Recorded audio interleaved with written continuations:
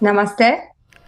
Namaste. Good evening, everyone. Welcome to our continuing series Evenings with Sraddhalu. Namaste. My internet connection is a bit very weak, so please correct me in case there's some words missing. We continue today our exploration in the theme of languages with a particular focus on Sanskrit. And we ask kindly that you ask your questions during the conversation in the chat box on YouTube directly, or you may address your questions at our email ID integralstudies.in@gmail.com. Okay, last time we had started with a passage from Sri Aurobindo, which was titled The Origins of Aryan Speech, and we saw portions from the first chapter of that as well as some other portions from a different text. We had our first glimpse of what Sanskrit could potentially have done for human understanding of language at a time when Europe was entering its renaissance and had just met Sanskrit, and it could have completely changed the modern philological approach. But Sri Aurobindo describes it as a lost opportunity. What is interesting is, with this introduction, Sri Aurobindo presents to us the reconstruction of the, I will say, new philology or the new science of language. And this does not, while it goes entirely contrary to the approach developed in the West, it does not in any way conflict with what was already present in India, in the Indian tradition, in the science of language as it was in India. It does not conflict with it at all, rather it takes it to a new level. The elements of that were present, and you will see in some of our questions also, implicit to anybody who has studied a little bit of Sanskrit.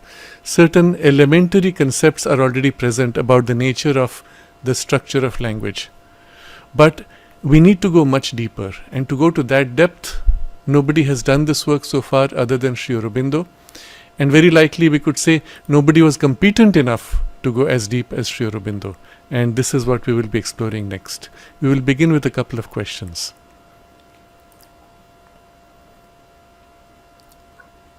From Vayajanti, Sanskrit is also known as Jivarna Bharati. What do you mean by Jivarna? And with which root sounds this word Jirvan can be connected to? Okay, Girvana Bharati. There's a beautiful shloka in Sanskrit which goes something like this. I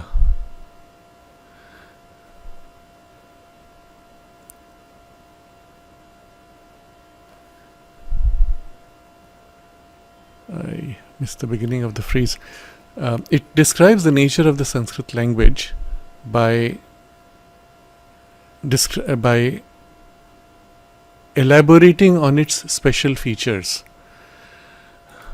Bhasha su mukhya madhura divya girvana bharati tasmad hi kavyam madhuram tasmadapi subhashitam.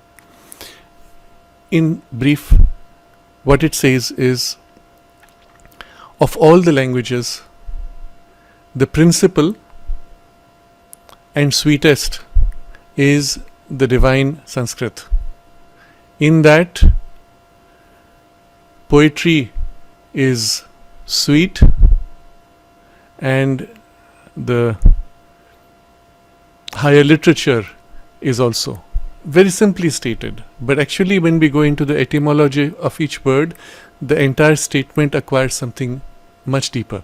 And this is a characteristic of Sanskrit language. So Vaijayanti's question, why is it known as Girvana Bharati? This statement particularly refers to Sanskrit as Girvana Bharati.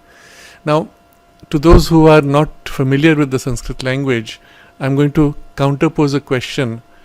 Why is it that Vaijayanti found it necessary to raise this question when today you can type anything on the internet, do a search, and you will get commentaries on it? You could, for example, type etymology of Girvana or Girvana Bharati, and you will get lots of material. But she found it necessary to raise the question because when you actually look at the material on the internet, you will find some of it seems to be a little bit confusing or too different or sometimes conflicting, or so it seems. And this is where we will come to the deeper understanding of the language. So for example, I've put a few links about this word Girvana, and Girvana Bhasha is the Sanskrit, but what is Girvana?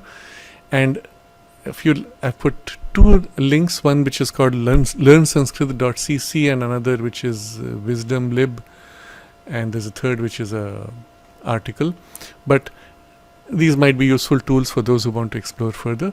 But what you find there is one translation of Girvana is whose arrow is speech. Another translation of the word is God. Another translation of the word is deity. Or if you make now variations, Girvanas, Girvana Kusum, or so Girvanas becomes fond of praise, delighting in invocation, etc. So when you look at this, you wonder what is this arrow, whose arrow is speech, and at the same time it means God, at the same time it means any deity. Why would one word mean something so completely different? And then why is Sanskrit as a language, Girvana, Bhasha, Bharati, why is it then whose arrow is speech or God or deity? What's common between these, and why does the word mean these different things? And we're going to explore that shortly. But I wanted to look at this first just to give you an idea of why the question itself gets raised. Now if you go into and so Vaijayanti's second part of the question is, well, what are the roots by which you know the meaning of this word? So as a quick example I want to share, when after we got the question, I went to my mother and asked her, what does Girvana mean, or why is it used to refer to Sanskrit? And you'll see how somebody with the Sanskrit background goes. She said, Girvana means Girvana, and she repeated the words a few times, and then suddenly the meaning popped up, and she said, this is the meaning. Interesting. The nature of the Sanskrit language is, and it goes back to almost all of the ancient languages, you can decompose a word into what are called root sounds. Those root sounds as if have a common meaning across words. They represent as if some seed ideas or seed experiences shared by many words in which that experience or that idea is common. So if you find the word Gi, for example, from Girvana, Gi would be speech, Vana would be arrow or weapon, or generally a forceful expression, almost like a weapon. Gi with Vana would be described as desiring, and Nah, the Nah represents deity or divinity in this case. Now, you find these root sounds common across multiple words. And the beauty of this is, if you have heard or known several words in Sanskrit which have similar sounds, automatically in your subliminal consciousness, the underlying sense, root sense of these meanings is, so to say, organized. When you hear a new word and you dwell on this gi, gir, and it calls back all the words with that meaning, your mind, your consciousness automatically shifts to a deeper level and catches something which is an intuitive, common character of all those terms. And you catch that, and suddenly in this context with those other words or those other roots combined, oh, it's obviously meaning this, or at least this is the direction of the meaning. It's interesting. And we will see Sri Aurobindo describes in the text we will read today 3 or 4 layers through which language drifts in the way this kind of a connection is made with meanings. So I'm taking this Girvana for this purpose to show also the roots. Gi obviously comes from the speech. Vana has this sense of arrow, weapon, forceful projection. So speech which forcefully projects, communicates. But there is also this sense of divinity, because this is how also divine consciousness expresses, manifests, moves into self-expression in rhythmic sound or creative energy. So all these variations of meaning which you will find in the dictionary on the internet merge into a single experiential movement, and there we get we catch the sense of Girvana, and then of course the Girvana Bhasha or Girvana Bharati language would be Sanskrit, or it is used to an epithet for Sanskrit. So I'm starting with this. We look at the next question, where also this question comes.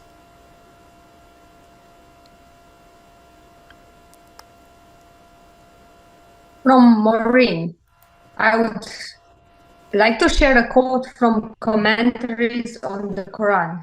Text translation by Abdullah Yusuf Ali.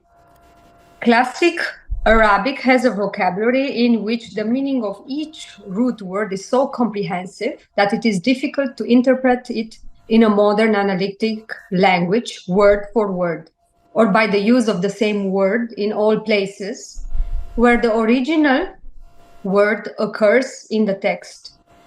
A striking example is furnished by the word sabr or sabr. I don't know if I pronounce correctly. Sabr, yes. Sabr. Even though one particular shade of meaning may be predominant in any particular passage, the other are latent. So in a ray of light, when a prism analyzes, we may look at a portion of the field where a particular color predominates, but other colors do not escape our glance. An Arabic word is often a full ray of light when a translator looks at it through the prism of a modern analytic language. He misses a great deal of its meaning by confining his attention to one particular color. This is all the more so in religious or spiritual literature. Through the prism of a clever English translation, Pur Omar Khayyam emerges as a sensualist and a cynic who sees no higher purpose in life than drinking wine, dallying with women, and holding up his hands in despair at this, in quotes, this story scheme of things entire. I believe somewhere in the additional comment reference to the reality of the meaning of words in potential depth and scope as proportional to one's development in both the internal and external world. Without certain capacities, we will encounter past literatures and spiritual writings either as incomprehensible or at best entertaining. So it's a very important point which Maureen is commenting on the text of Abdul Yusuf Ali on his commentary on the Quran, that she's saying that because these words can have these multiple meanings, that your perception of the scope and depth of those words or the meaning is proportional to your own development in both the inner and the outer. So if you're more richly developed, you read the same text and you experience, yes, this carries so much. When you are less developed, you read the same text and you catch only what corresponds to your capacity to understand. And so her conclusion that without certain capacities, we will encounter past literature and spiritual writings either as incomprehensible or at best entertaining. Now this is a very interesting point, and we will come to this again and again as we are studying Sanskrit in particular. But going back to the text of Abdul Yusuf Ali, where he says classical Arabic has this vocabulary in which a meaning of each root word is so comprehensive that it is difficult to interpret in a modern analytic language word for word. Of course, this is exactly the problem we face in Sanskrit. We do face the same problem also to some extent in Latin or in Greek, because these also have strong root senses. But unfortunately, only scholars who go deep enough into these languages actually meet these root sounds, root words, and their rich meaning. When it comes to the casual reader, you either go with what it means to you at this moment, even if, as I said, subliminally, there's an automatic organization of the sense of the root sounds. Or you read a translation in which the translator has reduced the meaning to something so flat, I will say. it loses its multi-dimensionality. I believe it is the same problem with translation from Chinese and Japanese also, where the script has a strong pictorial content. An image is conveying something, and implicit to the mental word meaning are the associations that come with that image. Sometimes the image has been reduced or simplified to such a degree that the link to the original image has been forgotten, and yet there is a shape, and the shape retains something of that original image when you know that word for its original meaning. And all these make for a very rich experience for the person in the original language, which is entirely lost when you translate into a flat language such as English. So this is one of the problems that we are going to face, unfortunately, since our bulk of our discussion will be in English. But we will try, and because Sri Aurobindo had to do this in his commentary, we will try and draw upon examples and see how we can actually evoke the deeper sense of these roots as we read something. But just in passing, because the text had reference to the word sabra, I looked up the word on the internet, and there is a reference to the sabra meaning endurance, perseverance, persistence, to detain, refrain, withhold, withstand, to be steadfast, to be resolute and unwavering. Now, in the English language, these are all different words with distinct shades of meaning. But immediately it's obvious there is a common element to it all. Hold firm, persist, push forward, stand back against assault, against opposition. Now, you'll find all these words basically describe the same thing, but with a particular shade and nuance, which is much more mentalized. Could you hold the whole thing in a single meaning? And so in the commentary I was reading, it says, it is a word of many facets, encompassing the word patience and most of its synonyms, but the root is rather surprising. Sabr is derived from the word sabar, which is the name of an aloe vera plant shoot that grows in the desert. Now I'm going to come to whether this is true or not, we will see later. But the moment you look at the aloe vera plant in the dry climate, in the desert, of course it has medicinal properties, etc. So the commentator says, thinking of the root of sabr in this context, we understand that the essence of the word is not only having patience or to withstand difficult period of times, but to thrive in spite of one's direct circumstances and environment. So he's got the meaning very, very nicely. The plant captures the sense of the meaning, but the mistake that the commentator makes is he says the plant is named, the word sabr comes from the name of the plant. Actually it's the reverse, and we will see Sri Aurobindo commenting on this also, where he says that the word has an innate meaning, and when you see something in the world which comes close enough, you name that thing by the power of the word or the sound. And that's how the original languages named things.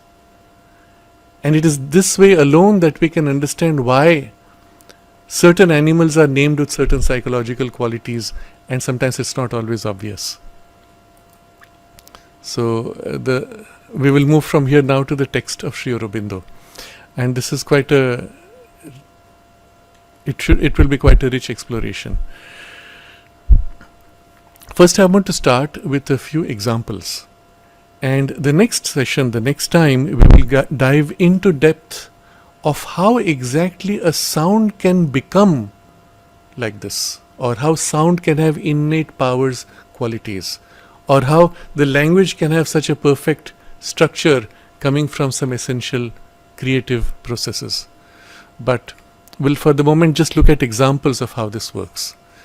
Sri Aurobindo, this is from the article called The Philological Method of the Veda, and I've put it in the links. He says, the Vedic Sanskrit represents a still earlier stratum in the development of language. Even in its outward features, it is less fixed than any classical tongue. So more fluid even than Latin or Greek, or as we saw in this case Arabic, or even Chinese or Japanese. It abounds in a variety of forms and inflections.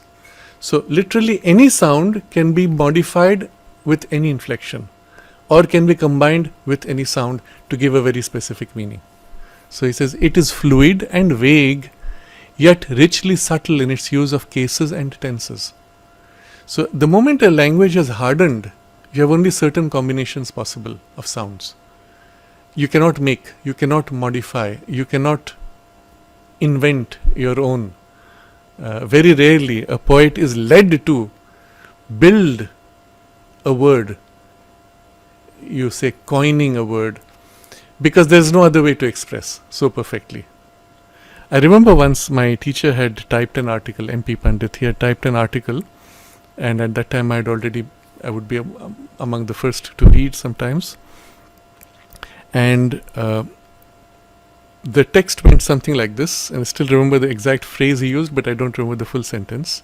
He was describing a spiritual experience, and then he wrote, there is a sense of beyonding.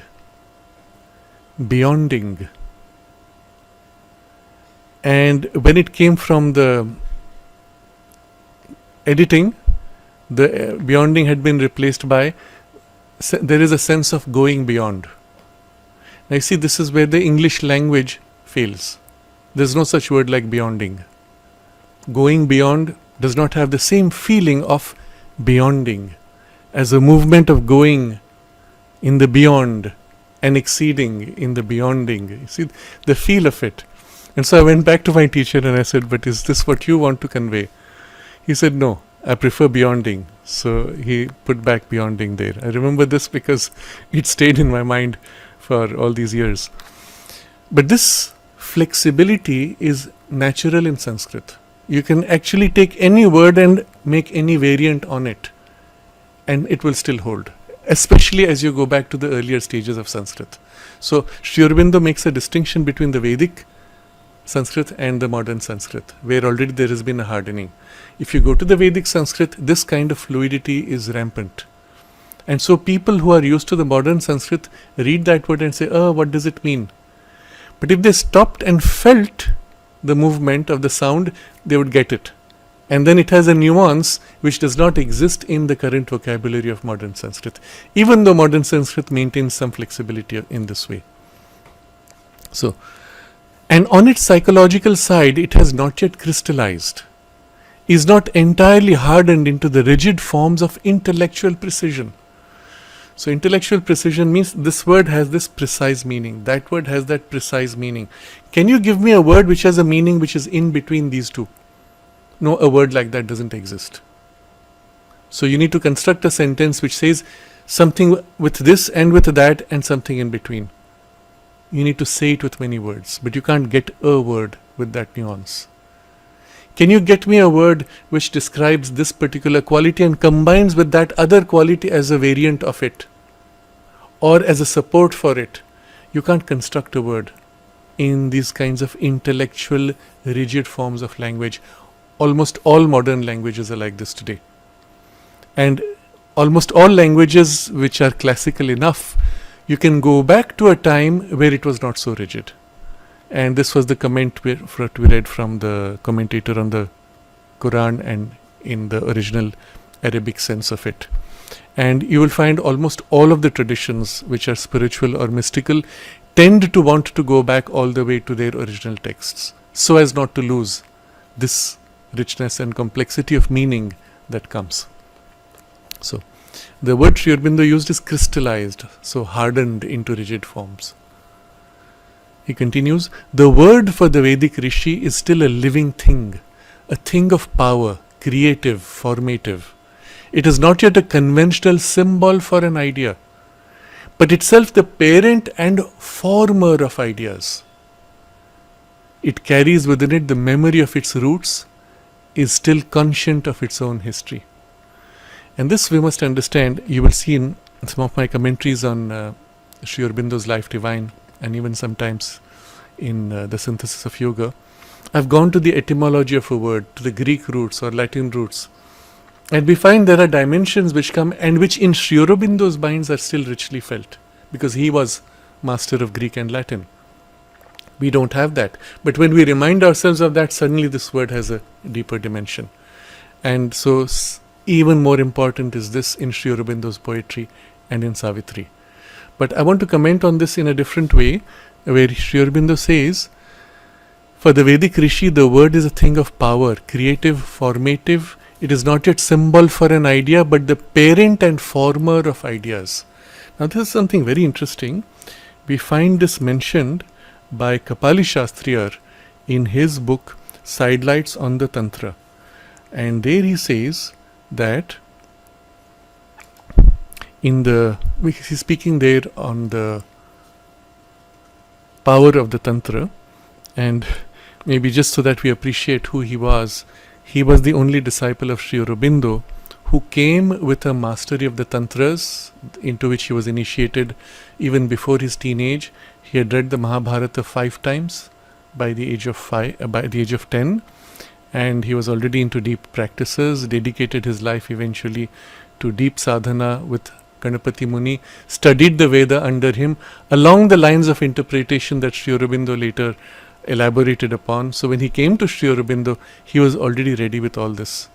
He had the Veda, he had the Tantra, he had the spiritual foundations, mastery, and entering into the integral yoga of Sri Aurobindo and the mother. So when he writes on the Tantra, what is fascinating is he is able to present the approach, knowledge and the technology of the Tantra in its terms, but then contextualize it in the framework of the integral yoga. So when you read him, the kind of understanding you have is so amazing, because he also connects it to the Veda, and from the Veda through the Tantra to the integral yoga and the nuances, differences, as well as the larger application. So here there's a text from which I'm reading from an article of his called The Vak of the Veda and the Throb of the Tantra, where he says that among the good people, the sadhus of the world, it is said that speech follows the meaning. But then, he says, in contraindication in this is the other statement that the meaning follows the word in the case of primeval seers, the rishis.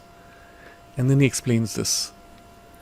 So as we see, let's say good people, that could include most of us perhaps, hopefully, that the word follows the meaning. You intend something and you speak a sound. But among the rishis, they speak the sound and the intention follows. That is, there is a power behind which drives the full sense of the meaning. The meaning follows the word. You speak and then the meaning conveys. There's an example of the mother, how she spoke with somebody from Karnataka, and the man came back saying, "Oh, I had a nice conversation, she answered my questions." And how, in what language? She spoke in Kannada. Mother explained, no, there's a level on which you can communicate which is above language, and the person listening will hear it in the words that he is familiar with. There's a similar example of Raman Maharshi's life also, where one of the disciples came with his servant. The servant came later and spoke to him in a language which Maharshi was not known to have, to be familiar with. And let me see if I have that here. No. So, and he went back, told his master that, "Oh, Maharshi answered all my questions, I had a good conversation." So his master goes back, How did you know this language? Maharshi says, "I don't know this language, but you spoke to my servant and explained everything." He said, "I did not open my mouth even once." So the transmission was on a level which literally conveyed the full meaning, and the verbalization of meaning was secondary to the speech, which was in this case through silence. In the mother's case, she spoke words, but it was received by the person in the language which he was familiar with. So here we see something very different, that there is a power behind implicit which conveys. And so the sound, the word, is the parent and the former of the ideas. Unlike our current language, where the word is the result of an idea. So I want to say something, and it converts the idea into the familiar words with association, which you can look up in a dictionary. But when it goes the other way, and you speak a word and that conveys, forms an idea in you, you can't look up a dictionary because it is transcending that. And it carries within it the memory of its roots. So as you speak, the full sense and even a cluster of meanings associated with the roots, they can come through. So I continue with the text of Sri Aurobindo. The Rishi's use of language was governed by this ancient psychology of the word. Sri Aurobindo now gives examples. When in English we use the word wolf or cow, we mean by it simply the animal designated. We are not conscious of any reason why we should use this particular sound for the idea except the immemorial custom of the language. So I remember in school at probably the age of 6 or 7, there was a fish tank in the classroom, and there was this girl who came who was new to the school, and she was not familiar with French, obviously, because that was one of the medium languages. So she knew a few words. She points to this fish and says, "What is this in French? Qu'est-ce que c'est ça?" And then the teacher answers, "Ça c'est un poisson. This is a fish." And she says, "Oh." Now why do I remember this? Because when I saw this scene, it looked ridiculous to me. The question asked is so profound. What is this? And the teacher puts a word, a label attached to it. You could have used any word. You could have put any sound to attach to it. It would have taught you nothing at all, because it's just a sound arbitrarily associated. You call it fish, you call it poisson, you call it meenam. What does it matter? Isn't it? And so the girl, oh, okay, as if she has understood, and that was to me ridiculous. She has understood nothing. She has just learnt a word association which is arbitrary. So this is what Sri Aurobindo is referring to. It's the custom of the language. And we cannot use it for any other purpose or sense except by an artificial device or style. This is modern language. Now we go back to the Veda. But for the Vedic Rishi, wolf is vrika. So for the Vedic Rishi, vrika meant the terror. You see, the sound has this quality. Vrik. Vrik. You feel the force of the tearing. Vrika meant terror, and therefore, among other applications of the sense, a wolf. So your starting point is not wolf is vrika. It is vrika, which is terror. Oh, we apply it to the wolf because it is a terror. We also apply it to other things which are terrors. So if you went to a surgeon performing surgery, there are special clamps. One of the clamps allows you to hook into the tissue and pull it apart. You would call it and name it vrika. Of course, it has nothing to do with wolf. But the word vrika is more essential. Wolf is a particularization of it. Similarly, he has used the word cow. Cow is dhenu in Sanskrit. So, dhenu meant the fosterer, nourisher, and therefore cow. So, when you say dhenu, somebody or something is dhenu, it means nourishing, fostering. Oh, by the way, cow is dhenu, but dhenu is not cow. It could be cow, it could be many other things. You could even address that to a human being. When somebody who's nourishing, fostering the whole family, you would look at the head of the family and say you are dhenu. And to the modern mind, you will tell the person, hey, you are a cow. It looks almost like an insult. But when you hold the sense of dhenu, and now you go to the root dhe and nu, and allow the sense of the root to percolate, you are dhenu. You are nourisher, fosterer, bringing multiplicity, abundance into life and sharing with people. You are dhenu. Interesting. You see how the meaning of the word changes. And the problem with this is, how do you translate? If you translate at the level of dhenu being cow, then you have just pointed to someone and said you are cow. Doesn't fit. There is this very romantic description which is of a woman walking, I think it is from Kalidasa, a woman walking, swaying her hips like an elephant. When you translate it into English, it sounds ridiculous. It's almost insulting. But when you read it in the Sanskrit, because the word there, gaja, has a very different quality. Ja is, so gati, pace or speed. Ja is going with a certain pace or rhythm. So gaja is this rhythmic walk, rhythmic movement, which would perfectly describe, in this case, the romantic description of a woman walking away. She's walking seductively swaying her hips. But when you translate, because of the modern mindset, gaja, you'll say, swaying like an elephant's hips. Sounds crazy. So, we come back to Sri Aurobindo. But the original and general sense predominates. The derived and particular is secondary. Therefore, it is possible for the fashioner of the hymn to use these common words with great pliability, sometimes putting forward the image of the wolf or the cow, sometimes using it to color the more general sense. So you're describing a certain psychological experience, and into that the word cow or wolf comes. You're coloring an experience which has nothing to do with wolves or cows. Sometimes keeping it merely as a conventional figure for the psychological conception on which his mind was dwelling. Sometimes losing sight of the image altogether, going to the essential meaning.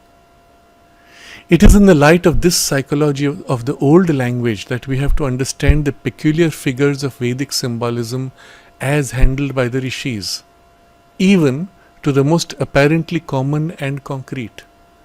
It is so that words like ghritam, the clarified butter or ghee, soma, the sacred wine, and a host of others are used.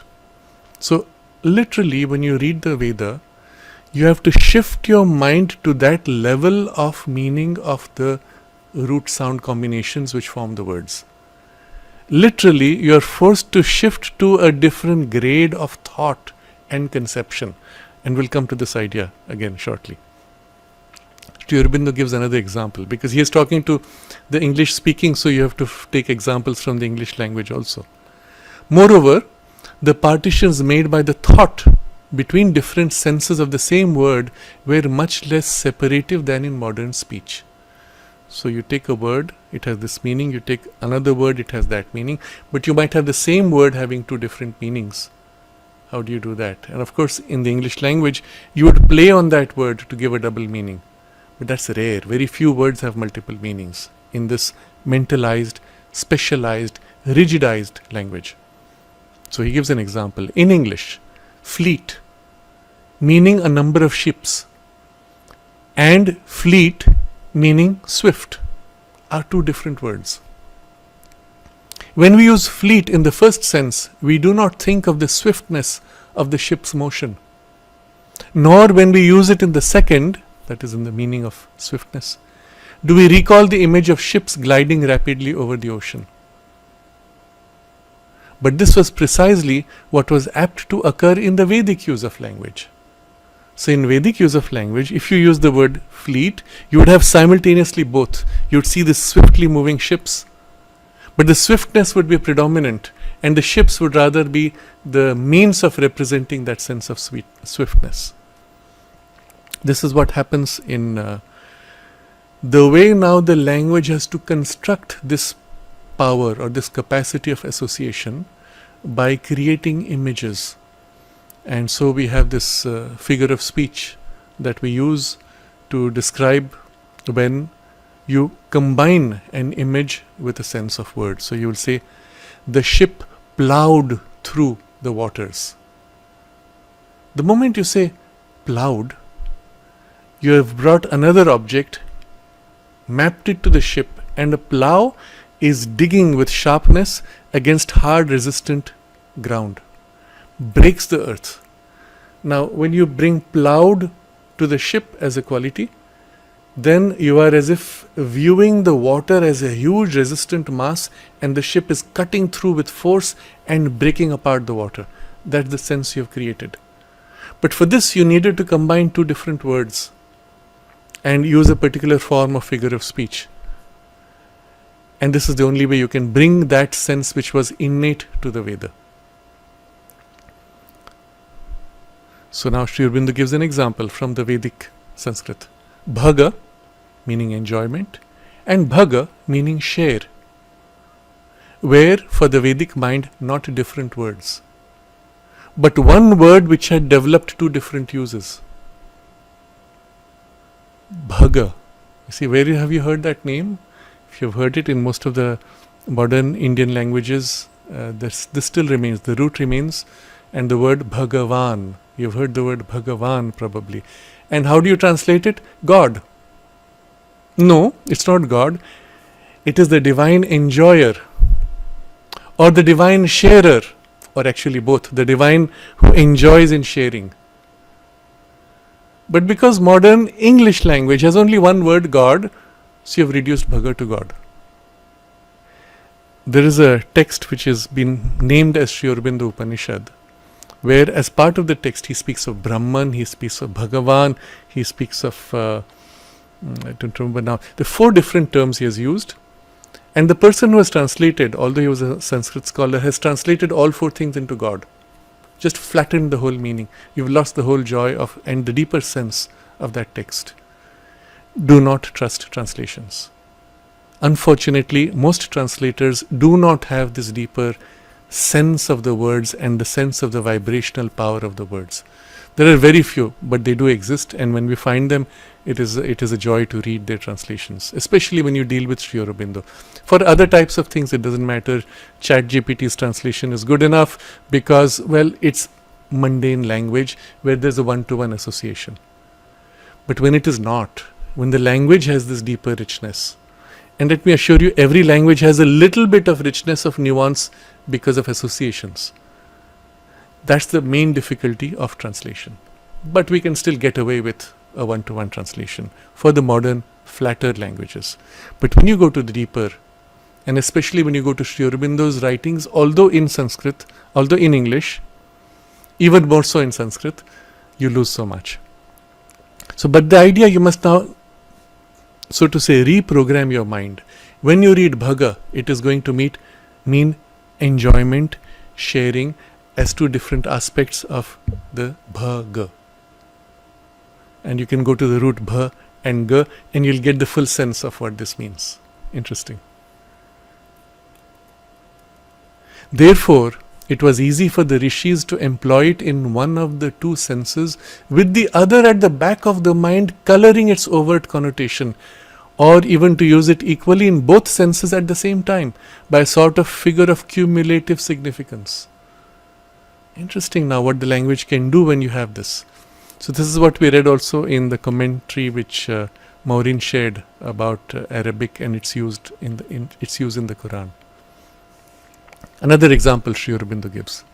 Chanas meant food, but it also meant enjoyment, pleasure. Therefore, it could be used by the rishi to suggest to the profane mind only the food given at the sacrifice to the gods. But for the initiated, it meant the ananda, the joy of the divine bliss entering the physical consciousness, and at the same time suggested the image of the Soma wine, at once the food of the gods and the Vedic symbol of the ananda. So if you really want to appreciate the Veda, you read a translation, you have lost. But if you read in the Sanskrit, even without a full understanding of the Sanskrit language, at an intuitive level you will feel the resonance of the meaning of these terms. This is interesting. Sri Aurobindo has actually played with this in his translations. I had seen in one place where he took one rik of the Veda and translated it on 4 different levels. One which was the obvious mentalized reductionist translation, this word means that. The other which went a little deeper, which held this kind of a combination of multiplicity of meanings. Another which went still deeper to approaching the root sounds, and a 4th which was purely the decomposition of the root sounds. And at that point it's as if it has got a multi-dimensional rich sense, and it's difficult to hold. It's difficult to hold because already it is pushing you to rise above into a domain which is almost intuitive. Fascinating. I want to read, I'm tempted to read right now what Mother had to say about this, but we will keep it for a little later. We see everywhere this use of language dominating the word of the Vedic hymns. It was the great device by which the ancient mystics overcame the difficulty of their task. Agni, for the ordinary worshipper, may have meant simply the god of the Vedic fire, or it may have meant the principle of heat and light in physical nature. Or to the most ordinary, or to the most ignorant, it may have meant simply a superhuman personage, Agni as a god. Or one of the many givers of wealth, satisfiers of human desire. How suggest to those capable of a deeper conception the psychological function of the gods, of the god? The word itself fulfilled that service. Now this is the beauty of it. You want to convey the psychological sense of this god? This particular word, by the combination of the sound vibrations, does this. For Agni meant the strong. It meant the bright, or even force, brilliance.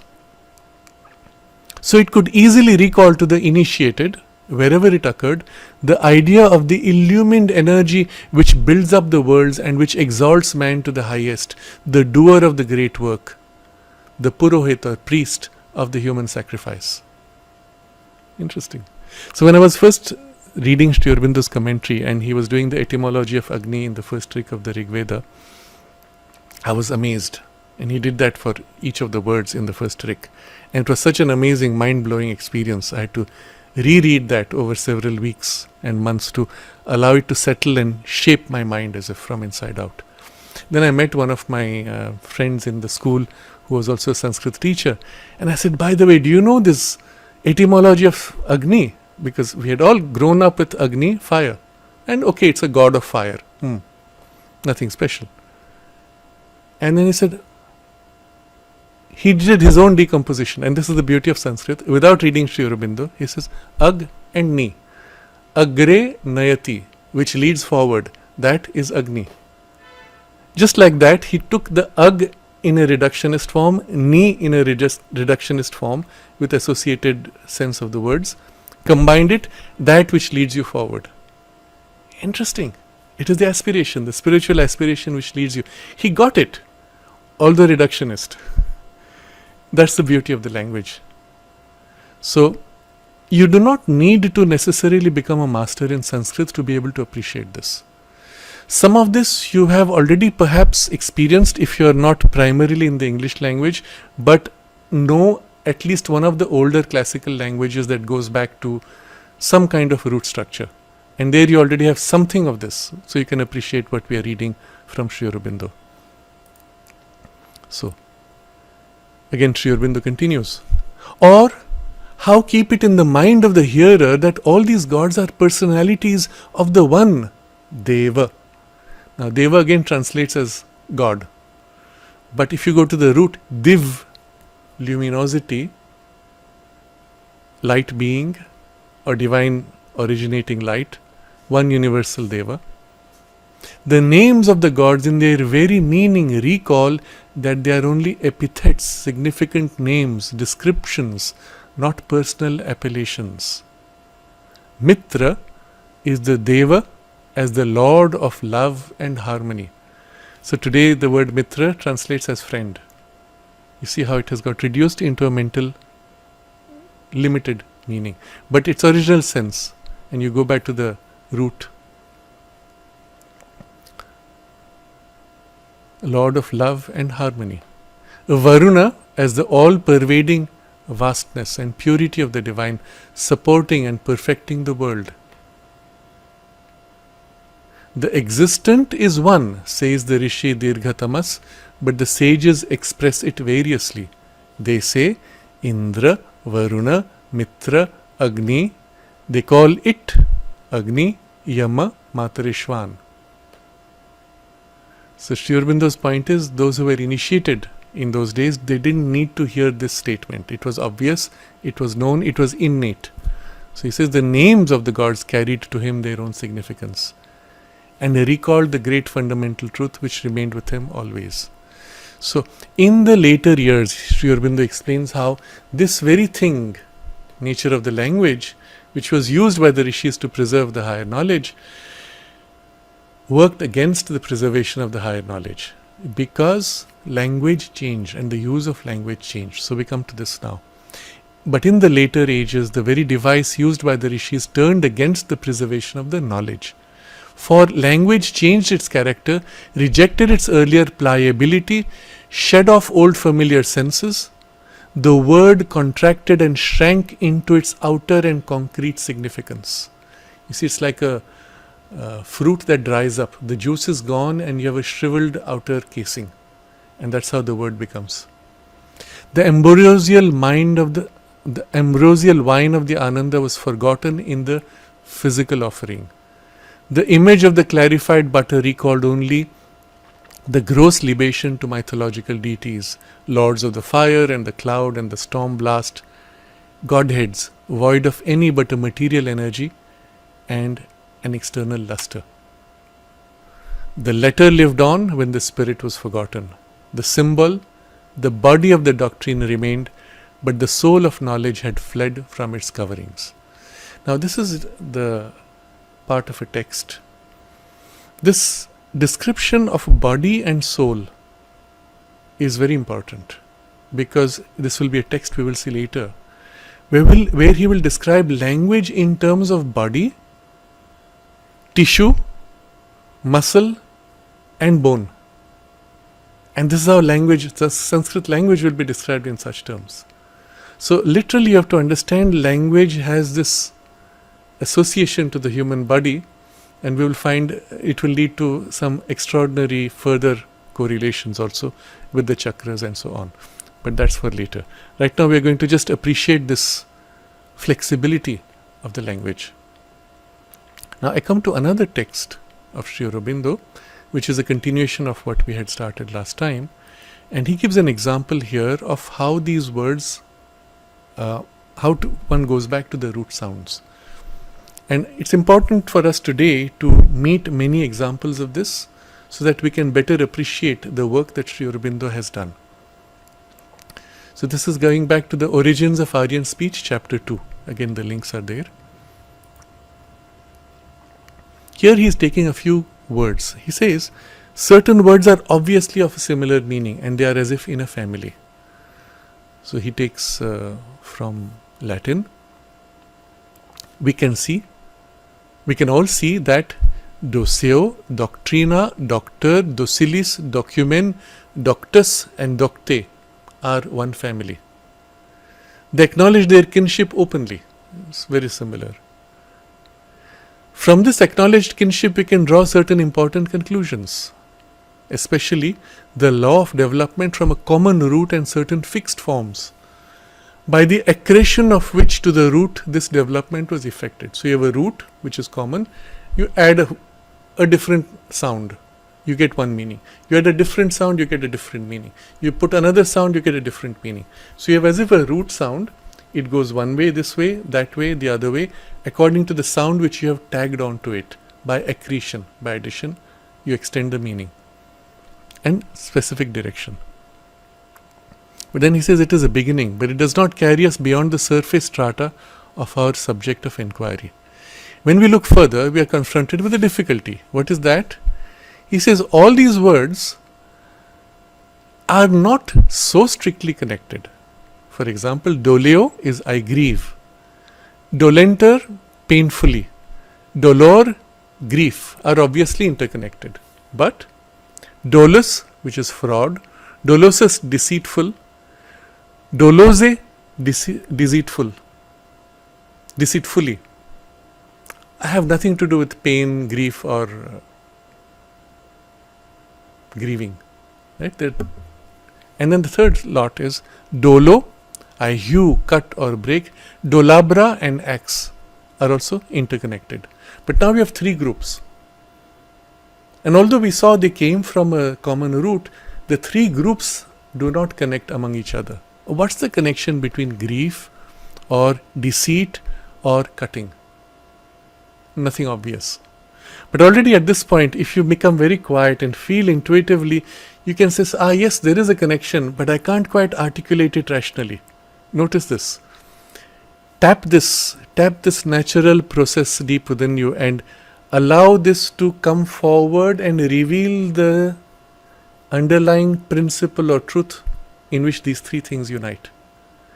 If you stay at the mental formation of mind, thought, language, there is no connection between grief, between deceit, and between cutting. You become quiet and lean back into stillness and as if touch something deeper, higher. And you can see, some kind of separation or deceit leads to grief, and deceit itself is a kind of a separation between what is true and what is false. You get the feeling of it. And now you're coming closer to the root sense of the sound behind, which is dull. The root is dull. He will elaborate on this later. Between these three families, we have in Latin itself no proof of any connection. In languages which have so far worn away from their original phonetic molds that entirely unconnected words wear the same or similar dress, this want of connection would not lead to any further conclusion. But, he says, Latin is a language which has preserved its phonetic molds to a considerable extent. So, how do we connect this and what is the science behind? I'm skipping lines, going to the main idea. He says, if there is such a science of speech, we would be inevitably led to this. There must have been three original roots: dol, to grieve; dol, to cut or split; and dol, to deceive. Unconnected with each other in origin, but then how can we say that the same root could lead to these three? It doesn't make sense. Is it just arbitrary choice, or was there a deeper principle? So he says this now. Dol, to grieve; dol, to split; and dol, to deceive must have been and are one root and not three. And the three significances now attached to them have been developed not by caprice, chance or arbitrary selection, but a natural connection, and were developed in intellect by an intelligible psychological movement. Behind intellect, from an original common meaning or mind impression created in the Aryan mind by the sound dol. So now, dol has a behind the intellect meaning. It's very important to recognize this. And so we are coming to a deep truth. As we move to the root sounds, the sense of the root sound is held more intuitively than intellectually. So as a language, you could read or study Sanskrit purely in its reductionist intellectual mold. And it would be good. It would prepare you for this. But you could also, and you should, attempt to go behind into the root sound behind words. I would like to see a Sanskrit course which does this. And when we find one like this, that will be the new teaching of Sanskrit. Because with that, and this is what Sri Aurobindo gave to the mother, with that you would have a kind of an essential sense from which all other words would be understood and everything would unfold naturally. So I am again skipping a few lines. He explains the whole logic because he has to argue it out rationally. And he says a sound like dol cannot be alone. There are variants to this sound also. Dol, dal, dil, dal, dul. All these are variations. And if we look at the meaning of those, we might get a sense of what dol represents. So he shows you how you go forward. And then to find the answer, he actually turns to Sanskrit, where it's easier, because Sanskrit has better retained the roots than Latin. Turning from Latin to the more fruitful field, the more copious evidence of Sanskrit, we find this root dol in the form dull. Sounding like the English as in dull, and represented both in Greek and Latin by either dal, dul or dol, meaning also to split, burst, and then to bloom, open. Interesting now. You get something very interesting in Sanskrit. This was the hope he had. And this was what we spoke of last time as the missed opportunity. Had the emergence of Sanskrit or the discovery of Sanskrit in Europe should have actually led to this line of exploration. So you see what Sri Aurobindo has done. He has laid the whole framework of the new science of language, shown you how it is done, shown you also the correlations and how you can further develop and the means to be utilized for completing this process. So we find dala, a fragment, a blade, petal or leaf. We have dalapa, a weapon with that which splits, just as we have dolabra, an axe from dolo. Dalmi is Indra's thunderbolt, also god Shiva. Dalika, a piece of wood, that which is split. We find also dalbha, meaning fraud, dishonesty, sin. And we have this established that in Sanskrit also the root dal means to deceive as well as to split. So straight away now you see direct correlation from Latin to Sanskrit. We find also the reason why dal came to mean deceive. For the word dala means not only the blade of a weapon but the sheath of a weapon. So now we are coming closer to the root sense. In other words, dal must have meant the significance to cover or to contain.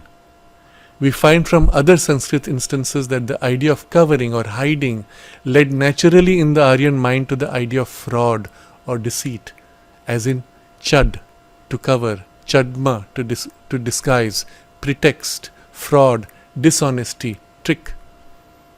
But how are the two significances, cover and split, connected? That they are connected is established as a strong probability by the word cha, cutting, dividing a fragment or part, which is its feminine form cha, meaning covering, concealing, and the neuter cham, a house, that which covers. So you see now a series of sounds, cha, cha, cham, has a similar pattern as this, and so we can get a correlation from there. If they are connected, the idea of cutting must have led to that of cutting off, separating, screening, and thence to the significance we find in chadman, covering, disguise, fraud. Okay, so with this he has come to the second resolution. We come to a third. There is no distinct significance of pain attached to the root dal either in Sanskrit or Greek. But we do find that the word dalita in Sanskrit meant crushed, oppressed, trampled. And more curiously and significantly, we find dalanam as the sense of toothache. It is easy to see how the idea of cutting, tearing, rending must have led easily to the first sense of a special kind, to the sense first of a special kind of pain, and then by detrition of force to that of pain generally. Okay, so now we have come to something fascinating. This root dal. And now you see the sense of this separation, tearing, causing pain. A specific kind of pain, which is the pain that comes from tearing. Now deception, now you see the psychology of yoga now kicks in the language of inherent to Sanskrit. When there is this deception, one part separates, the truth and the form of truth are separated, there is a tearing movement. There is the pain and the psychological pain of the separation. And there is the grief which is the natural consequence of that separation. And you see how that word dal actually conveys a deep psychological truth, experience, even a spiritual principle and truth behind. Even as it becomes a root for three different directions of specialization of meaning, or perhaps more directions. So then Sri Aurobindo explains this special kind of pain which comes from this tearing, separating. Initially it holds that special meaning. When you read the Veda, dal will mean this. But what happens in time, this force and specialization of the meaning weakens, and he says use the word detrition of force, it begins to represent pain generally. Interesting. So he's showing you how language initially captures a certain idea or experience using words, sounds, and then later in time, because of familiarity, it begins to spread or touch associated variations and then settles into it. But it is possible that pain could be felt from a different angle. You could approach pain, let's say, from the sensation of heat. You have dull, and then you will have something which comes with heat. I don't know what sound it would be, but coming to that point. And in time, perhaps because of the mentalization of human consciousness, one of these by preference will become associated generally with pain. For example, which could be arbitrary, it could be rooted in certain historical events, it could be because of a certain quality of association with this specific as distinct from that, and so on.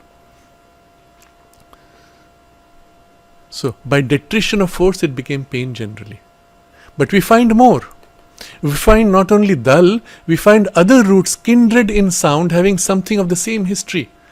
Now imagine what kind of an mastery Sri Aurobindo has on the language. He's just picked up one sound across 3 different languages and then variations on the sound here. For instance, dambha means to kill, destroy, strike down. But dambha, the noun proper to this verb, means deceit, fraud, trickery, sin, ostentation, pride. We see how, starting from the idea of fraudulent intention or hypocrisy, we come to the very different idea of ostentation without fraud or pride. You see how it goes? Because you start with hypocrisy. Hypocrisy then in time becomes associated with a particular characteristic of hypocrisy, which could become ostentatious, pretentious. Or it could just become proud, because pride is a kind of hypocrisy also. But it's already got too specialized that it has lost its original sense. Again, by detrition of special force. So initially there was a specialized force to this meaning.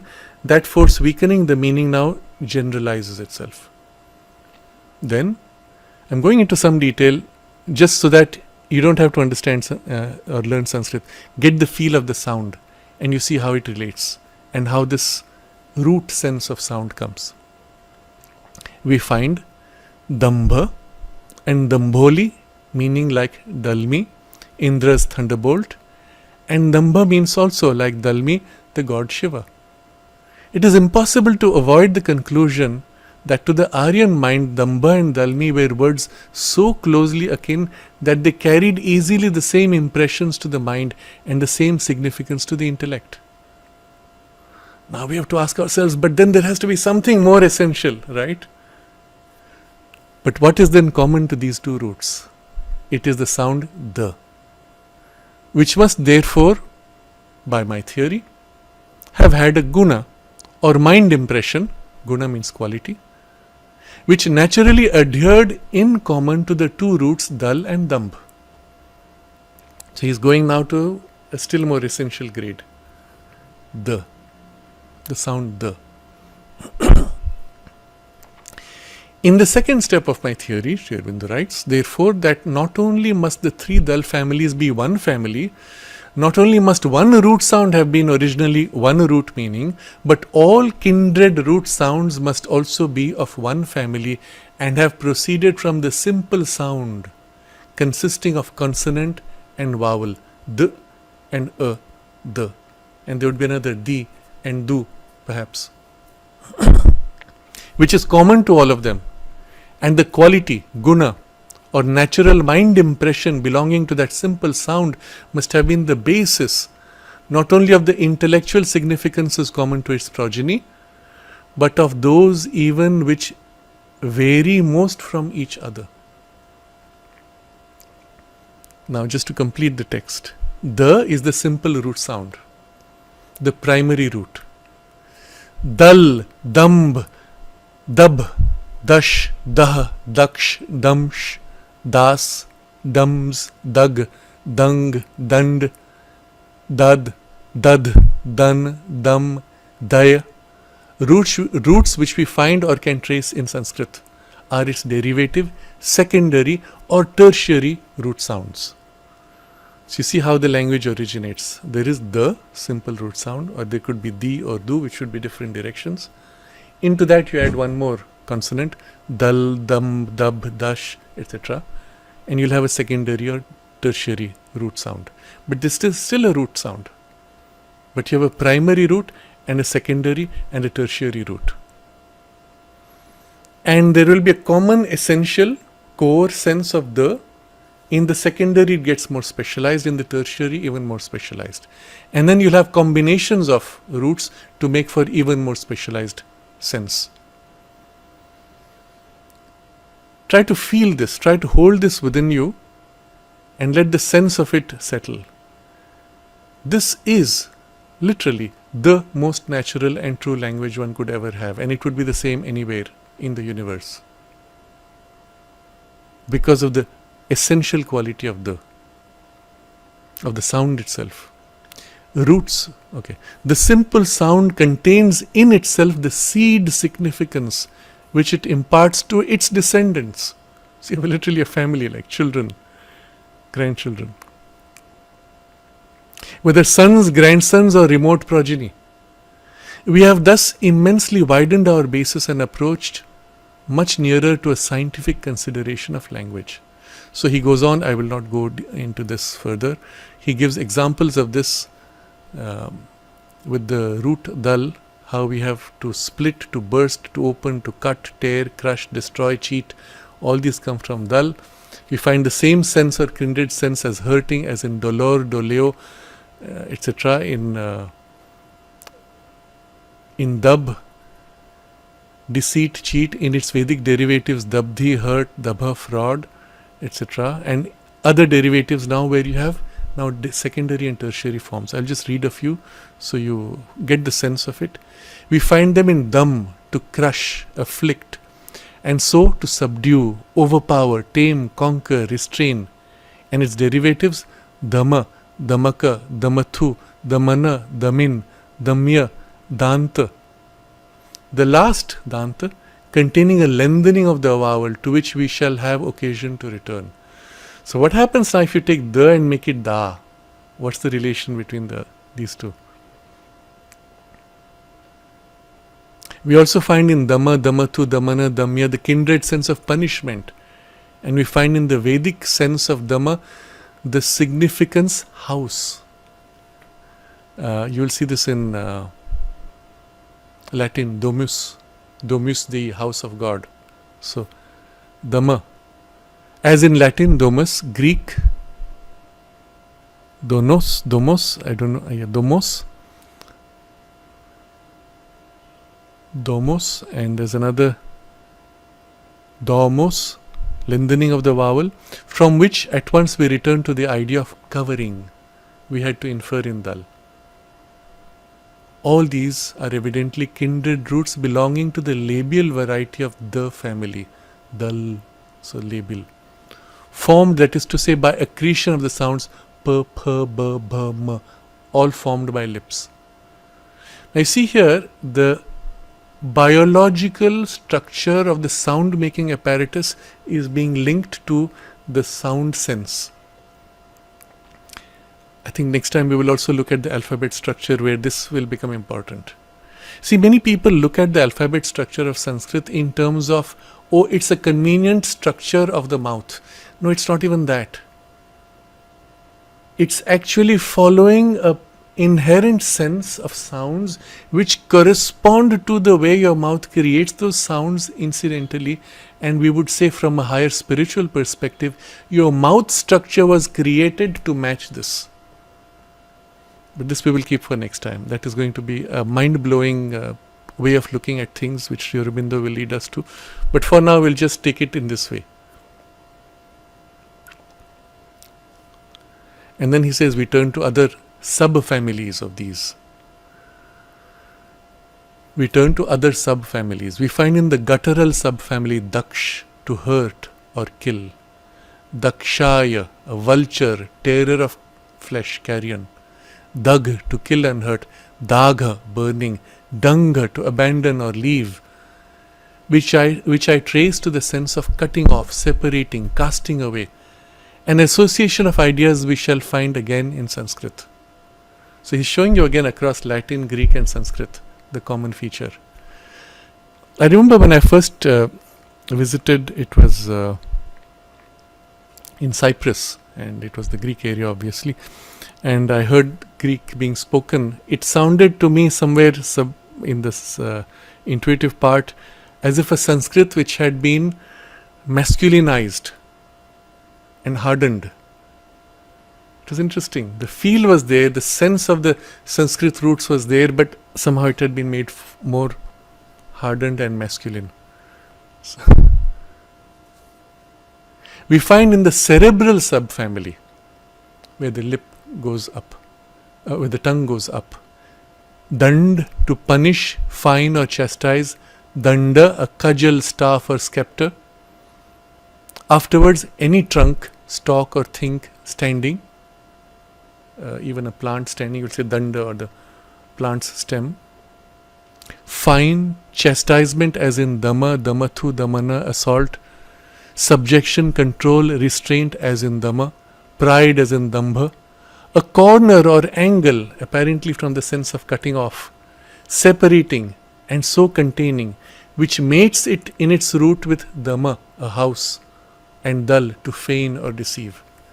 Now you see here, there's actually a whole psychology of how these sounds connect with each other and their particular meaning, as it has come to be reduced in a more superficial language, still retain that association and connection, and the psychology underlying is still held.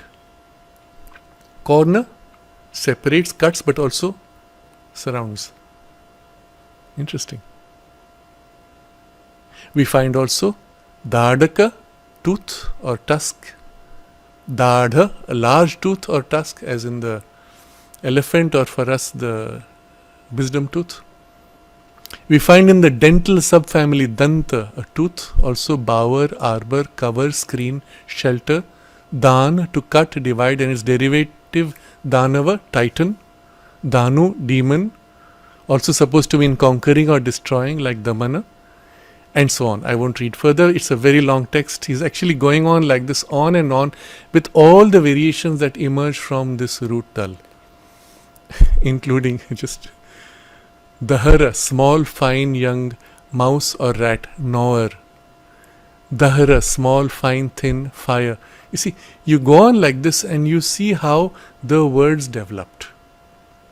Lastly, we have, proving the previous existence of an obsolete root the adjective the in the sense of giving, destroying, cutting off. The as in dana, giving, offering. The root the, a gift or donation, and the feminine da in the sense of heat, daha, and of repentance, dolor. The evidence is almost of an oppressive conclusiveness. It is a family of words which bear the same or kindred meanings and seem all to go back to the root meaning to divide, usually with some idea of completeness, force, or even violence. And so, if you were just to read this and dwell on the meaning and play with the sounds and move between the sounds, you are forming within you this intuitive feel of what that the root represents. And I'm using the word intuitive feel because you cannot hold the meaning of the in mental terms. The moment you bring it into mind, it must reduce to a fixed thought idea or form. The moment you go to the essential root, you go out of the mind zone, you go into something different. You see how the language forces you to go intuitivize or hold at a level which is more intuitive than mentalized, as if an essential pure idea, not reduced to mental body covering. And so here we are going to switch to a text from the mother where she describes this.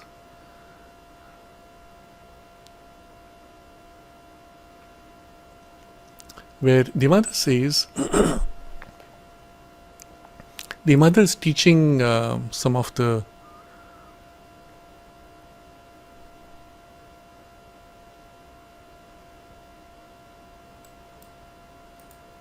teachers in the ashram, and she says,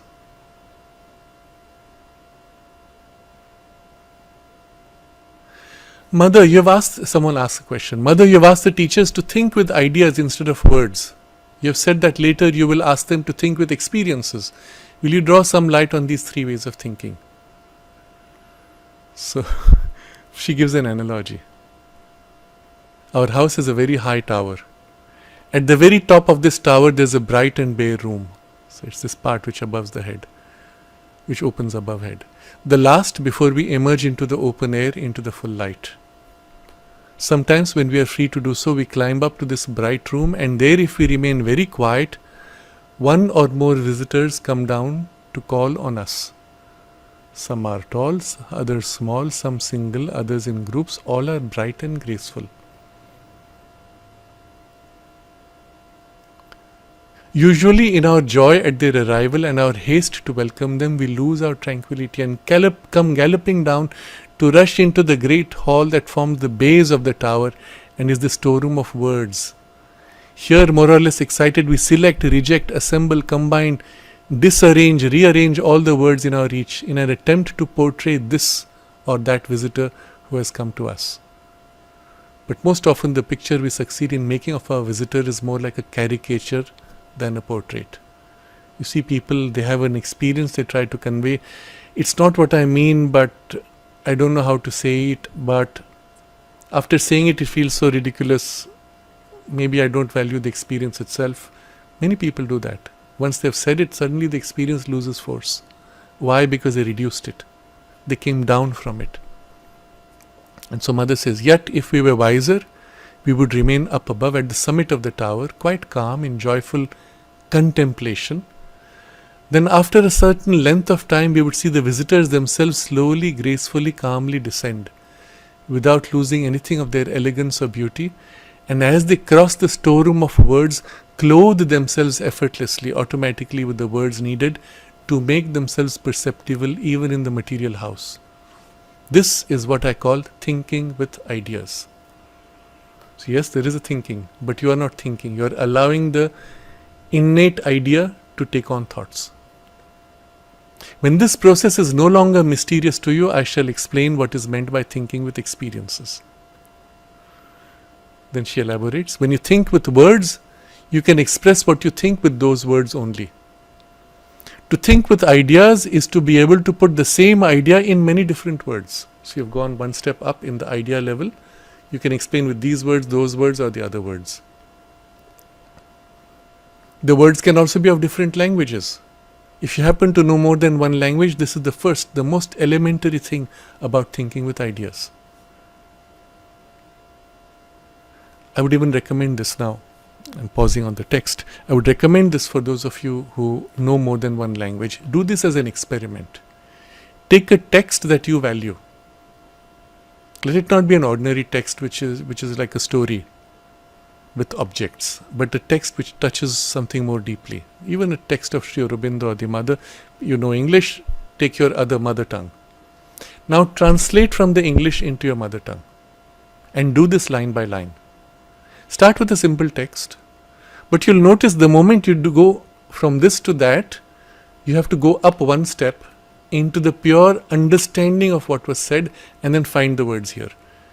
Pure understanding and find the words here, depending on which direction you go. At that moment when you have pure understanding, you are free of the words, you are going to reformulate in other words. Notice this state of understanding. Practice staying in this in a wordless understanding. Pure idea of what you want to say without any words. Or you notice how this same idea can flow this way or that way, depending, and if you know a third language, make a translation into that. You notice you have an idea but you don't have a word to express the idea. Or when you slip into the word that is familiar to you, you notice you're losing something of the richness of the idea. And maybe you need to use one or two words to keep the fullness of the idea. Notice, observe, but with this you will grow familiar as an exercise with the ability to stay in idea without words. Once you get to this as a practice, you try to stay in this level and think on this level, idea to idea, without reducing to words.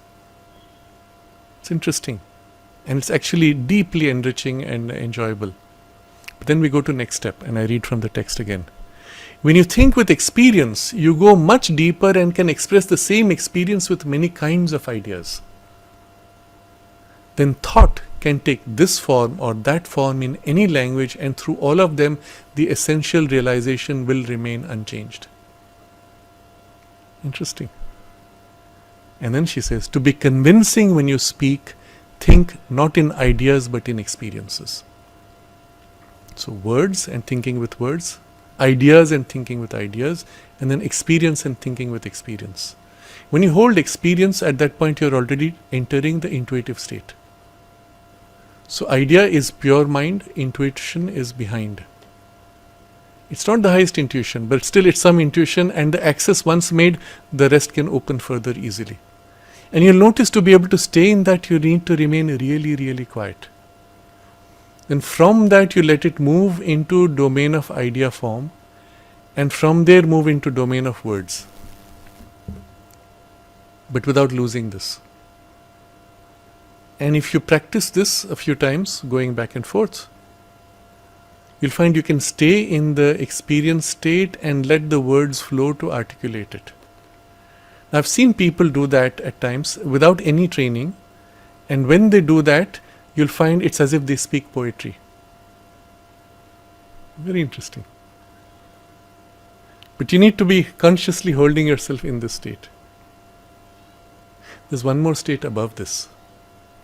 So in the Indian tradition, they speak of it in these terms, that they speak of, I think we mentioned last time, 4 kinds of or gradations of speech, avak. Avak as in pure, not human speech, but as in pure power of expression.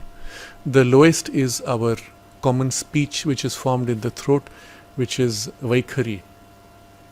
In Sanskrit, Vaikhari. In between is Madhyama, which literally means the middle. Higher than that is the Pashyanti, the seeing speech, and above that is the,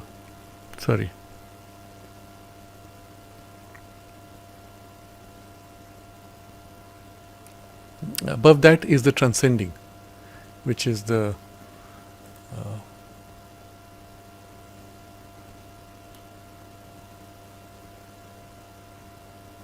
Paravak, we say.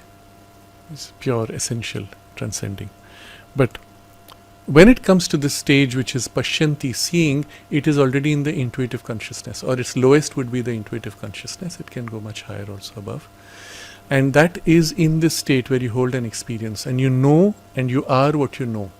Madhyama is this intermediate zone, which is of the vital mental range, where it acquires a certain force of thought, form of thought, emotion, energy, etc., which then translates into the speech which we make through our throat.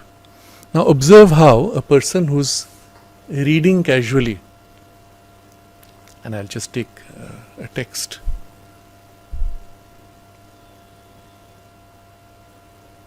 Now let us acquire into the real character of the Vak that creates, the Vak that which in the words of the Vedic poet became all these worlds. Just read from Kapali Shastriya's text. Flat. That's how your artificial intelligence will read. Put yourself into a deeper state and unify with your thought and emotion of what we are going to convey and express. And perhaps it goes like this. Now, let us inquire into the real character of the Vak that creates, the Vak which in the words of a Vedic poet becomes all these words, becomes all these worlds. Now see here, there is an experiential content of the emotion and mind understanding and putting appropriate force of understanding which is transmitted in the speech. It is this which makes for the great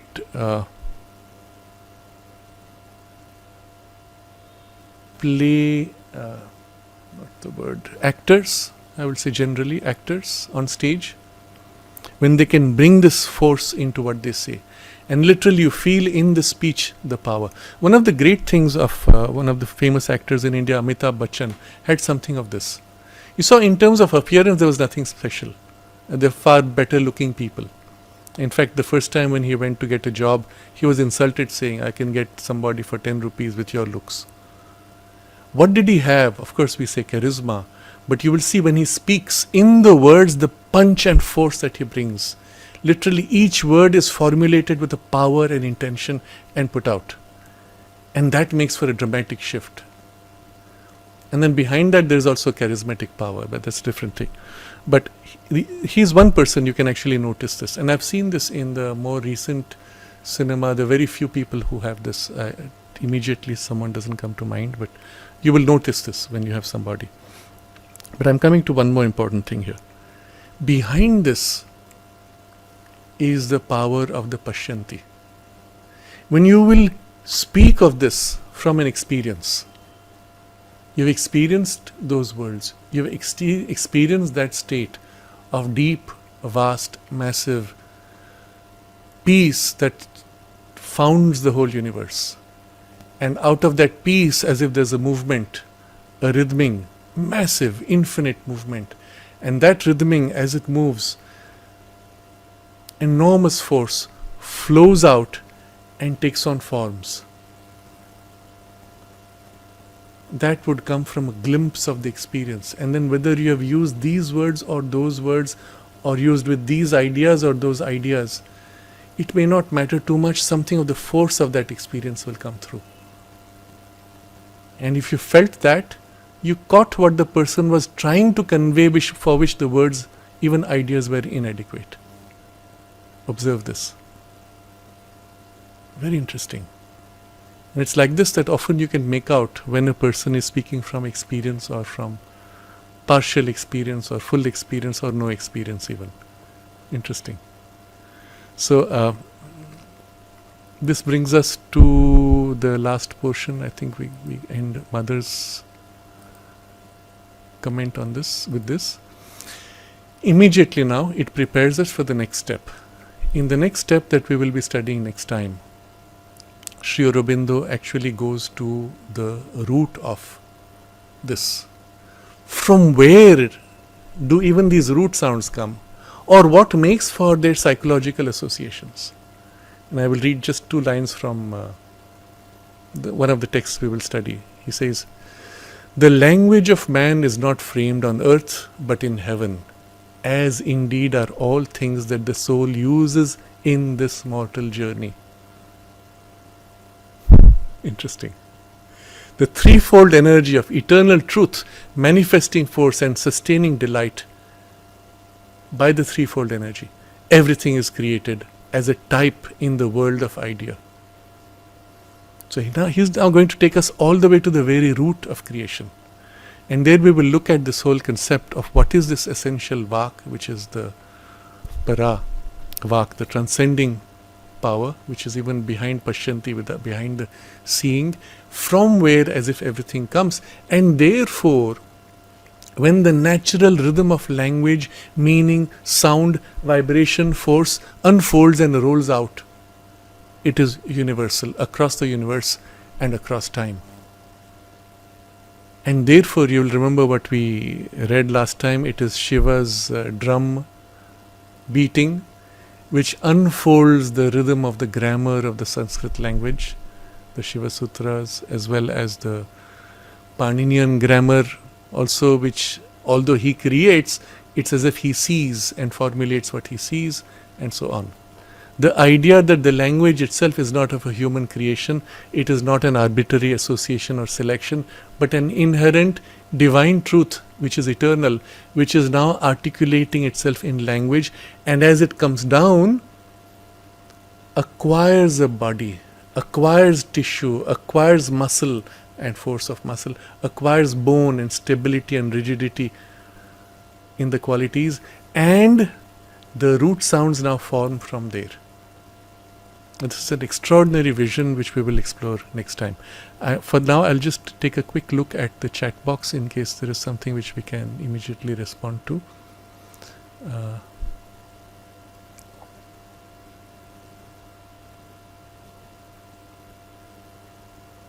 Yes, there are many interesting comments, and I'll leave it for you to appreciate many of the comments are very insightful. Yes, so Vinod comments that this use of the Sanskrit English word beyonding is very similar to what you would do in Sanskrit.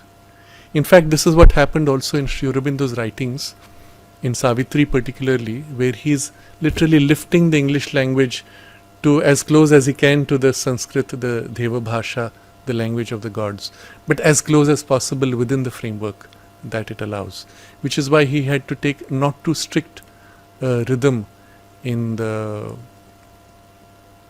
form of Savitri. So iambic pentameter, but blank verse, not binding to rhythm too much, because that would have constrained too much the flow of the experience.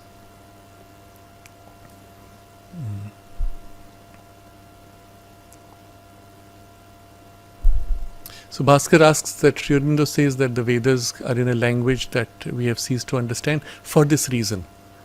Because the way the Vedic rishis held the meaning of the words and the sounds was that much more rich with this multiplicity of the root sense, which today we have reduced to just ordinary words, and then suddenly it makes no sense at all. Or at least some of it doesn't make sense.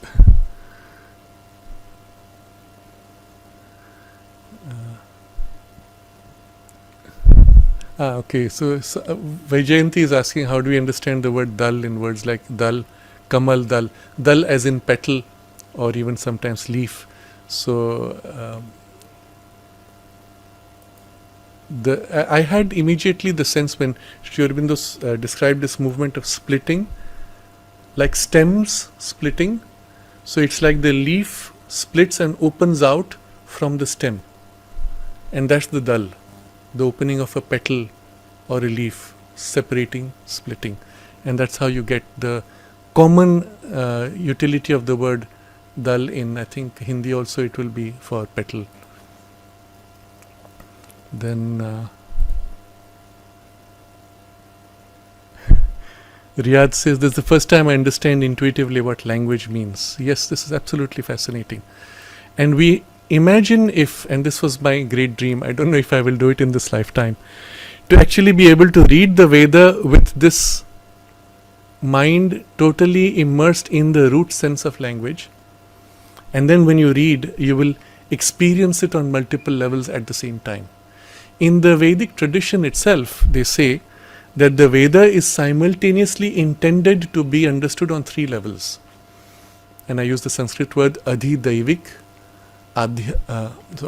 adhyatmic, spiritual, adhidaivik, psychological, and adhibhautik. Now if you go to the etymology, adhibhautik, adhi is of the nature of. Okay, bhautik, bhuta, is the five elements. At the level where five elements operate, on that level, so we will normally say material, but it could also apply to some of the lower subtle worlds. Adhidaivik, div, deva, is God. So in the domain of the gods, so we'll say psychological powers or gods, but div also is luminosity. So it is in the realms of the luminosity. But there's the third, which is the highest, adhyatmic, Atman, of the level of Atman where there is the oneness of the divine consciousness. So the same verse understood at the level of oneness of divine consciousness, at the level of luminosity but multiplicity of luminosity, divine beings, etc., and then at the level of the five elemental states. So it's not even saying material, all those are bad translations. This is how, but you can't translate in this way, people just won't understand unless they have a deeper philosophical or psycho-spiritual background. You can't speak in such a vocabulary. So you say at a divine level, in the level of gods, and at the level of material. No, it's not quite that. They're actually saying something else. But how can a language, how can a verse be true at the same time on all three levels? Precisely because the sound force exists on all three levels with the same relationship with other sound forces. So what we saw, for example, with the root the, and the, du, di, dal, dam, dam, etc., that relationship on that level reflects on this level, which reflects on the lower level. Practically, this means by a specific combination of sounds, you could actually tap or replicate an operation which is natural to a higher level. And this becomes the basis of the mantra. or the power of the mantra, and the innate seed sounds and the bija mantras, the mantras which are called root or seed mantras themselves, which are so often used in the tantric tradition, and how that will link also to the 7 chakras. So all of this will be part of a very interesting exploration. So Bruno is asking, is this the same world of ideas that Plato spoke about? Yes, very likely, because Plato had a glimpse of things which, seen from the mind, would stop at the level of the higher realm of ideas. But there is an equivalent which is slightly higher, which is in the realm of the spiritual. So Sri Aurobindo actually goes to that when he uses the word real idea. That's why he puts capital R and capital I, real idea. That's the supramental, of which there is a reflection in the world of mind, where we have archetypes of a kind.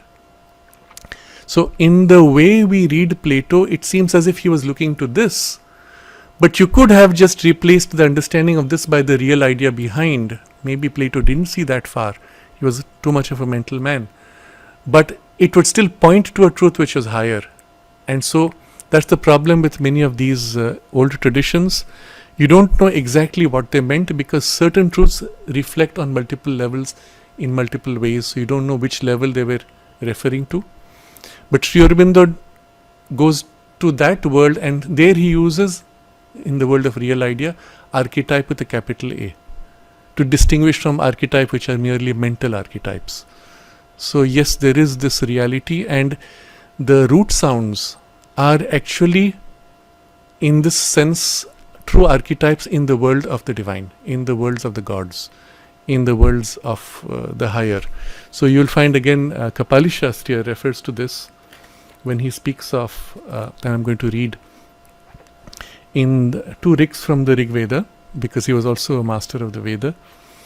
He says that across these 2 rigs of the Veda, we find this knowledge. What is this knowledge? 1. There is a supernal ether in the empyrean heights of being called the ultimate ether, Paramam Vyoma, or ultimate sky as they will translate. 2nd, it is the abiding place, imperishable and immutable, of the riks, the mantras of the Veda. That is, they exist, they cannot be destroyed. That's why it is said the Vedas are not of a human creation. Humans are only catching what is already existent. 3. All the gods, the cosmic powers, also reside there. 4. What can anyone do with the rik who does not know that, the supreme ether, which is the abode of the riks as well as of the gods? That is to say, the rik has value only when one knows its source, the supreme ether. Now this is being said in the Veda quite overtly. And then 5, there are 4 steps or planes, padani, footsteps or steps taken, from which the speech issues. The 4th step is the human speech, that is the ordinary word, while the other planes are hidden in the secrecy. We just spoke of this right now. And then number 6, the word and the meaning of the mantra, that is the Veda, belongs to the higher planes. And 7, and the last and important statement is that the Veda is referred to by the Rig Vedic seers themselves as the word eternal, Nitya Vak, a phrase the Rishi applies to the mantra in the urge for laudation to Agni. Now, one of the points then Shastriya makes from this is that all the root sounds also are on that domain experienced as deities. And this is part of the knowledge of the tantric tradition.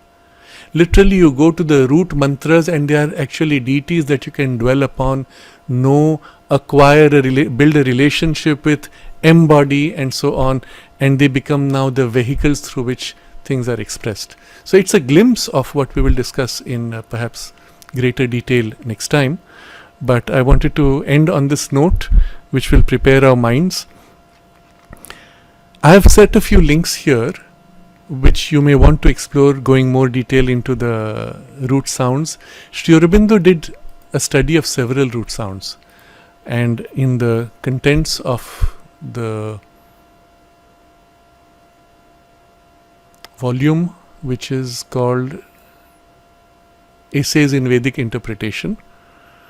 You will find there studies of the root sounds of the Un family, M family, Mal family in Greek, E, K, Ch, J, Jh, T, Th, D, Dh, Dal, which we saw already, but elaborated now into an entire multiple page elaboration, P, M, Mal, Val, S, and each of these families he did a detailed elaboration. I remember at one point when I was young, somebody working in the ashram archives had given a lecture in the ashram school and said, we have, I think he said, 49 notebooks full of the root and word derivations from the roots full. That's Sri Aurobindo did. 49 notebooks full. Imagine the humongous work that he did, and it was to justify, give evidence for this, which he calls his theory. Of course, it's not a theory, it's a direct perception of what is true. But he did all this to justify and to demonstrate. So at that point, already the collected works were out. I went to the person and said, but why isn't this published? He said, oh, it's nothing special. He just copied from some etymology dictionary. No, he did not. He did this, or even for argument's sake, if you say portions of it were copied, which is not the case, because we can see there, even in the new edition, they say many of these seem to have been copied from Apte's dictionary. No, it's not, because they mention there many of the orders have been changed. Why did Sri Aurobindo change the order? He was not merely copying a dictionary. He could have said page so and so of that dictionary. He is actually correcting the errors of the dictionary, if at all he has followed that as a reference. He is constructing. It is work he has done. It is his work. It needs to be recognized for what it is. I do not know how much of those 49 notebooks have been printed, simply because the self-appointed editors are hostile to Sri Aurobindo and do not appreciate his real work. And I am using this word hostile because the same person, one of his colleagues, when I meant, said, why don't you just print everything that he has written? Oh, we pick that which we think is relevant. So I said, why don't you just print everything? He said, why should we? It's much of it is repetitive. And I said, but it's because it's inspired. So the man told me, how do you know it is inspired? This is somebody who has put himself in a position of editor. He says, how do you know it is inspired? I said, it's evident when you read. So the man went, aha, that is your subjective interpretation. I was so shocked. I was so disturbed. These are the people who have taken upon themselves to decide what to print, how to print, what to edit out, and what to change even, where they cannot understand something. And this man, I can assure you, his own English is not better than a high school boy's. He never studied beyond. I once wrote a very complex structure, and for whatever reason he wanted to correct it, he couldn't understand that basic complex structure. He was that dumb. And these are the people who have appointed themselves in that position. I'm sorry, I'm taking a bit of a tirade of frustration on this, but it is to say that Sri Aurobindo built this huge body of evidence to justify and show us how this science of language needs to be completed along the lines which he has already set, where already the evidence is so solid. And so we have to be very grateful to Sri Aurobindo for this work, because it is a knowledge which belonged to a very ancient time of the Veda, which was completely lost to humanity. There is nobody alive other than Sri Aurobindo, at least in recent times that we know, who had the ability, first of all, to go all the way back to the root sounds and from there reconstruct the whole thing, and with the knowledge of the existing ancient classical languages of the world, to be able to compose and bring together the evidence of the links across these languages. That's why I took a little time on the root and the dal root, so that you get an idea of how deep Sri Aurobindo has gone in the study. And imagine pages and pages of this study going to 49 notebooks. And that's all that survives, at least. So we have to be enormously grateful, but most of all, he is teaching us how to shift in our understanding and in our power of thought to these higher levels, and live there, think from there, and act from there. And this is part of our spiritual work to be done, for which this kind of a study will help us to appreciate the nature of reality, but also to be able to build upon and develop the finer nuances of this power of expression that is the vak, the power of the word, and speech, which is the divine speech. So let's take a moment to recall and internalize all that we read. For those of you who are interested, do read further and explore these root sounds, allow them to soak in. But even otherwise, appreciate what is really happening in the expression of language.